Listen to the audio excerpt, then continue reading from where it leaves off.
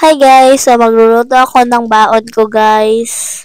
Kasi wala si mama kaya ako muna magluto ng aking baon para sa school. At ulan ngayon guys pero may pasok pa rin. Ulam namin to para sa school. Ayan, meron pang isa. Kasi dalawa kami. Dalawa kami papasok sa school guys. Yung kuya ko at ako. Yan guys, nilagyan ko na muna ng mantika kasi mukhang naubos-ubos yung mantika at nilagyan ko rin niya ng asin. Yan guys. Tapos dumikit pa siya guys. Dumikit siya ng dumikit. Di ko siya yan oh. Di siya guys.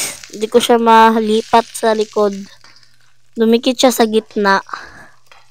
Yan. Dumikit siya ng dumikit. Di ko siya matanggal. Kaya kumuha ko ng konting mantika at nilagyan ko siya sa ibabaw. Para baka maluto na rin yung sa taas. Yan guys. At nilipat ko na yan. Mukhang sunog siya guys. Yan. Ihaon ko na guys. At isunod ko naman yung pangtanghalian namin guys.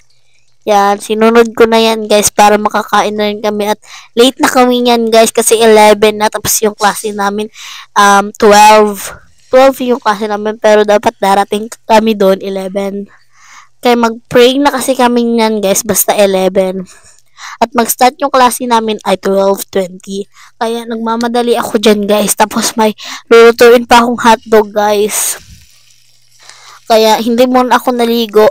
Muna ako, nagluto. Yan.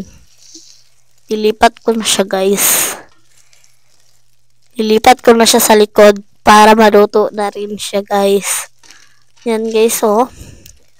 Kakainin namin yan pang tanghalian, guys, para sa tanghalian. Para makakain na rin kami. Yan.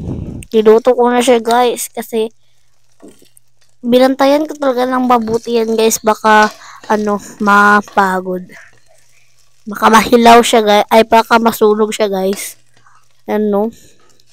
malapit na yung maluto guys. Hi guys, so magluluto ako ng hotdog ngayon para sa aming baon. So alam nyo ba guys na yan, nasunog yan. Hindi ko nabantayan dahil nag-serve ako ng rice para sa aming baon at nag-serve ako sa rice para sa aming kakainin yung tanghali. Napagod siya guys. Thank you for watching. Bye bye.